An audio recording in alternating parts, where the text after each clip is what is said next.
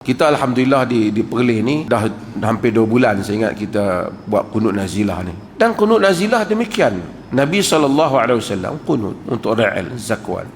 Nabi kunut di dalam solat fardu. Itu yang ada dalam riwayat.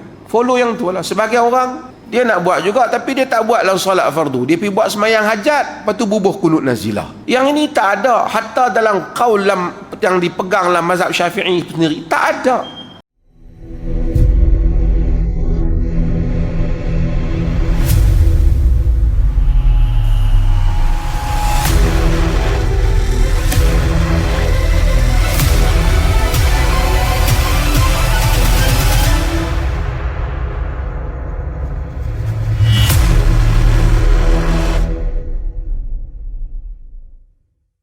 Dalam hadis ni baru kita kena faham hadis ni.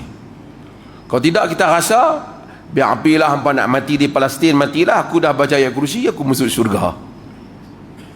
Biar apilah hampa nak kena bom ke apa, aku baca ayat kursi aku masuk syurga.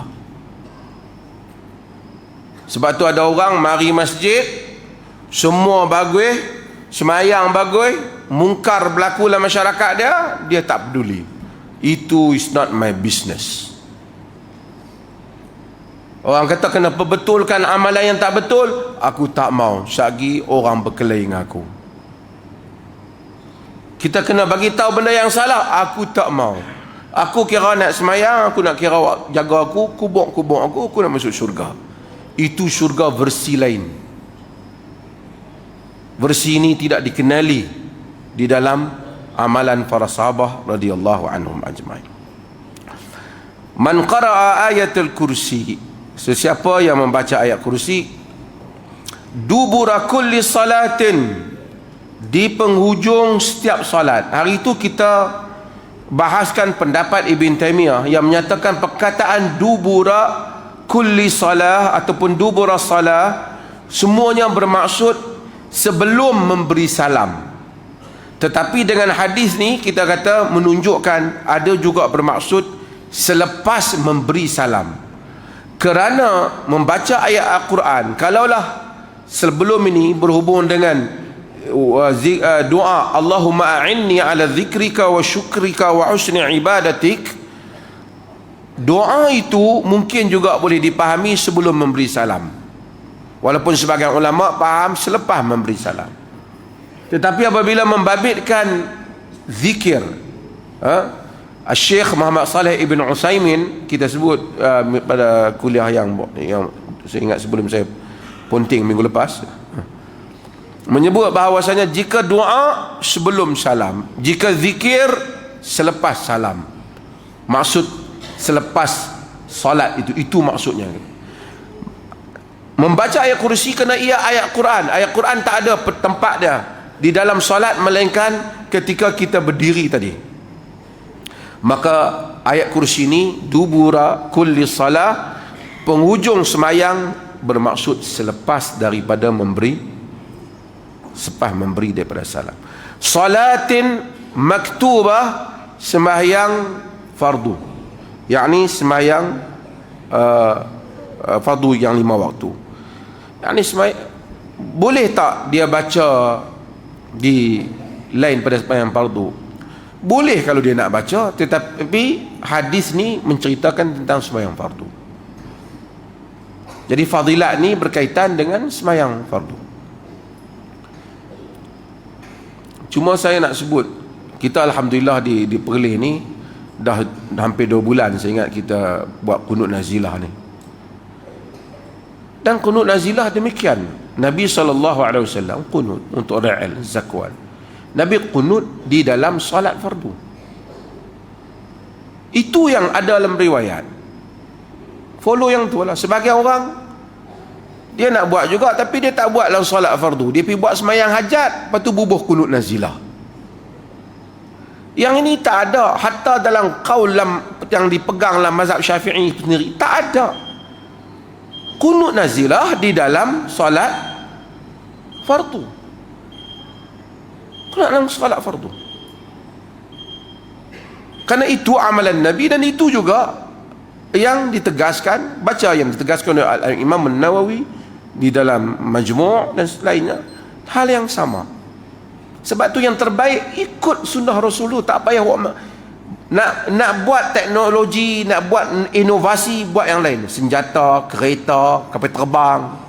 Agama remain di dalam versinya yang original. Tak payah duk fikir nak buat versi baru agama. Nabi dah mai, al-yawma akmaltu lakum dinakum. Hari ini telah kami sempurnakan untuk kamu agama kamu. Kalau nak ada idea banyak, saya ni banyak idea nak buat pembaharuan, pergi buat pembaharuan nak makan ke, laksa nak pergi jadi mi ke, mi nak pergi jadi hotel ke, motor terbang ke, kereta terbang ke, buat yang tu. Agama kekal, ibadah kekal. Yang buat apa duk sibuk nak pergi kacau hak dah Nabi buat. Kerana benda ni kalau ada versi lain, tentu Nabi akan bagi tahu versi tu. Kerana Nabi sentiasa mau yang terbaik untuk kita. Kerana dia datang bawa agama.